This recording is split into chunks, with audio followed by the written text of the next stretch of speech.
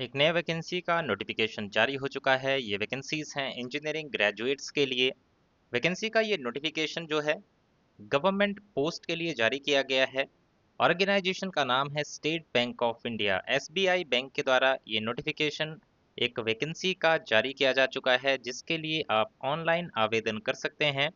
कौन सी पोस्ट यहाँ पे निकली है, क्या एलिजिबिलिटी क्राइटेरिया यहाँ पे बताया गया है, क्या एलिजिबिलिटी जो क्राइटेरिया यहाँ पे जो पॉइंट्स हैं वो क्या क्या मांगे गए हैं, एक्सपीरियंस चाहिए या फिर नहीं चाहिए, क्या सिलेक्शन प्रोसेस रहेगा, कितनी सैलरी होगी और कब से लेके कब तक आप अप्लाई कर सकते हैं, वो सारी जानकारी इस वीडियो में आपको देने वाला हूँ। पूरा डिटेल में एंड तक वीडियो ज़रूर देखिएगा ताकि आपका कोई भी डाउट जो है लास्ट तक ना बचे। और फिर भी अगर आपको कोई लगता है ऐसा पॉइंट जो आपको क्लियर नहीं हुआ है, तो आप कमेंट सेक्शन में कमेंट करके उसकी भी जानकारी ले सकते हैं। साथ ही साथ अगर आप इस नोटिफिकेशन पीडीएफ ये जो आप स्क्रीन पे देख पा रहे हैं इसको भी डाउनलोड करना चाहते हैं, तो अभी हमारे टेलीग्राम चैनल पे जाइए, जिसका लिंक आपको इसी वीडियो के डिस्क्रिप्शन में मिल जाएगा। टेलीग्राम चैनल पे हम रोज़ाना लेके आते हैं इस तरह की लेटेस्ट अपडेट्स, और साथ ही साथ वहाँ पर आपको एप्लीकेशन फॉर्म भरने का डायरेक्ट ऑनलाइन लिंक भी मिल जाएगा। इसमें आगे बढ़ते हैं।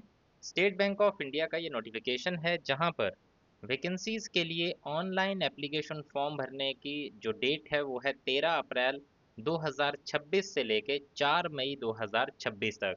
तो एप्लीकेशन फॉर्म भरना शुरू हो चुके हैं और लास्ट डेट है एप्लीकेशन फॉर्म को सबमिट करने की 4 मई 2026 की। और ये एसबीआई बैंक की स्पेशलिस्ट कार्डर ऑफिसर वैकेंसीज हैं, जिसके लिए आप इनकी वेबसाइट पे जाके ऑनलाइन आवेदन कर सकते हैं।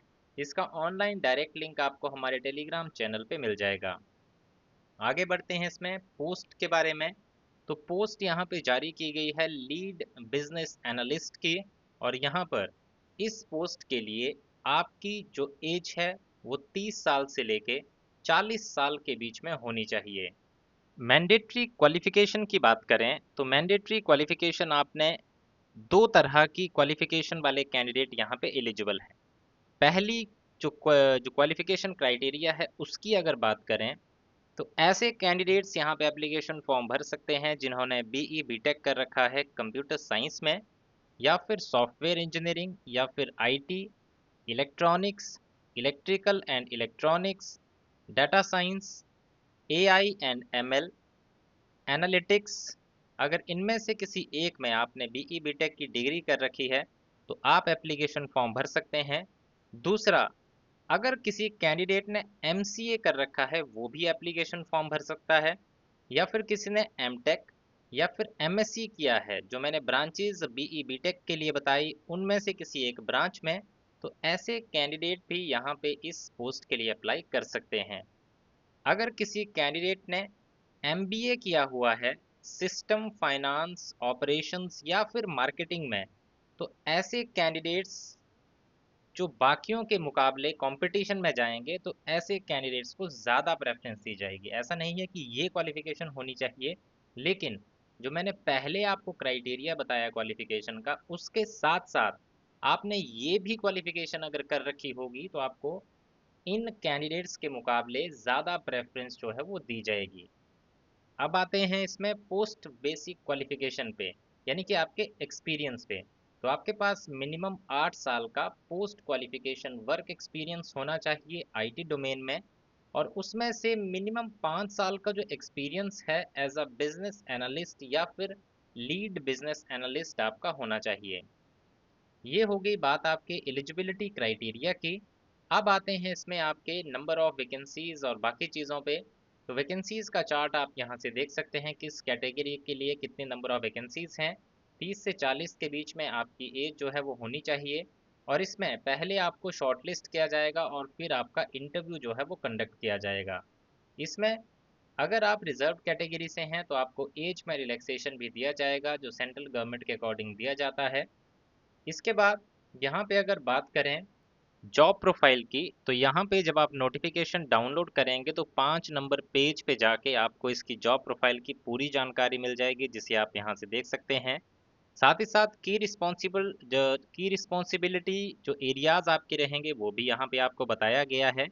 सैलरी की बात करें तो इसमें आपका जो सैलरी है, जो सीटीसी है आपका 45 लाख पर एनम तक जा सकता है, जिसमें आगे आपके साथ नेगोशिएशंस भी की जाएंगी।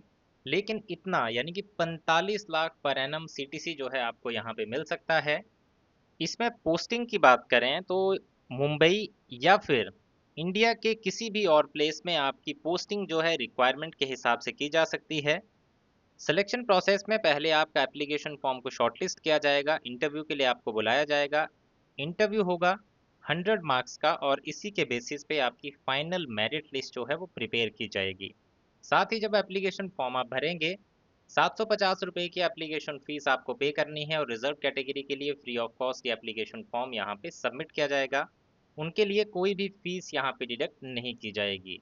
लास्ट में इसी नोटिफिकेशन के आपको यहाँ पे एक लिंक मिलेगा, इस पे भी क्लिक करके आप यहाँ पे डायरेक्ट एप्लीकेशन फॉर्म इसका सबमिट कर सकते हैं। तो ये था पूरा डिटेल में इंफॉर्मेशन, जहाँ पे स्टेप बाय स्टेप मैंने सारी चीज़ें कवर करने की कोशिश की हैं। फिर भी आपका अगर कोई डाउट बचा हो तो कमेंट सेक्शन में कमेंट कीजिएगा, मैं वहाँ पे आपको रिप्लाई करने की कोशिश करूँगा और आपकी जो भी क्वेरी होगी उसको क्लियर करने की कोशिश करूँगा।